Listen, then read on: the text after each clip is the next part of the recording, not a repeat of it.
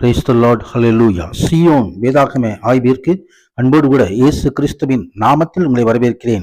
இந்த தினத்திலும் ஏசாயா தீர்க்கதரிசன புஸ்தகம் அதிகாரங்கள் 61 முதல் 63 அதிகாரங்களில் உள்ள வசனங்களை தியானிக்க சர்வவல்லமை தேவன் தாமே நமக்கு கிருபை பாராட்டுவாராக.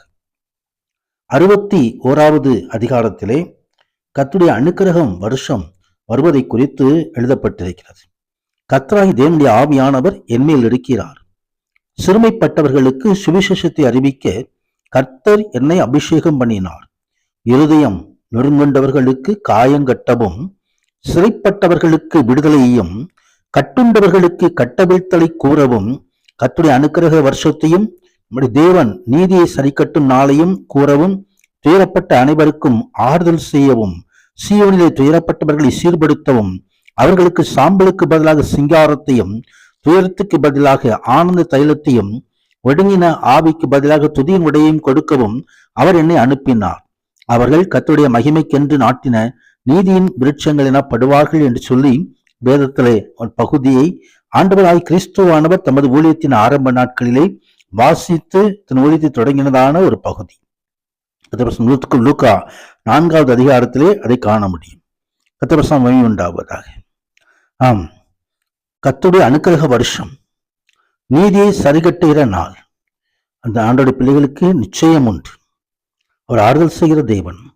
எவ்வளவோ இடுக்கன் வழியாக, எவ்வளவோ துயரங்கள் வழியாக, எவ்வளவோ உபத்திரவங்கள் வழியாக, எவ்வளவு நெருக்கத்தின் வழியாக நாம் கடந்து செல்லலாம்.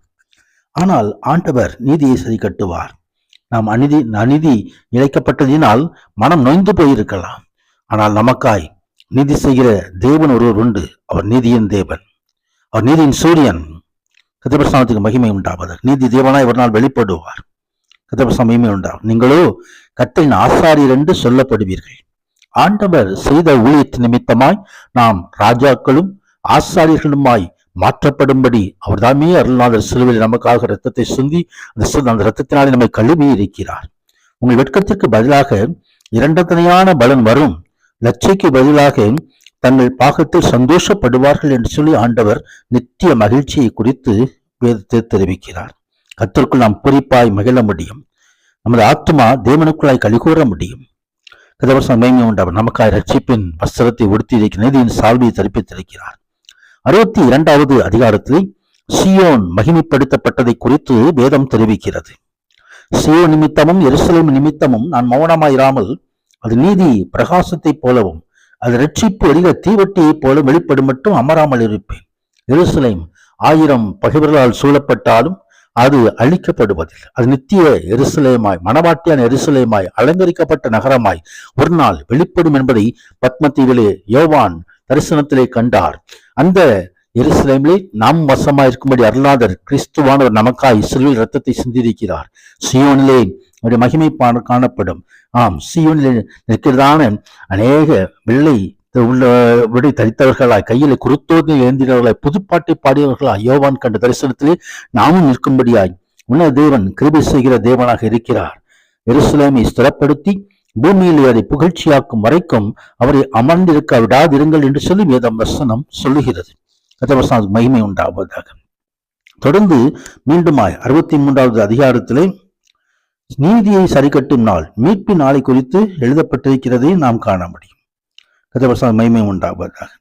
நீதியை சரிக்கட்டும் நாள் என் மனதில் இருந்தது, என்னுடைய மீட்கும் வருஷம் வந்தது. ஆம், ஆண்டவராய் கிறிஸ்துவானவர் எக்கால சுத்தத்தோடு இதோ வானாதி வானங்களில் மீண்டுமாய் வரப்போகிறார்.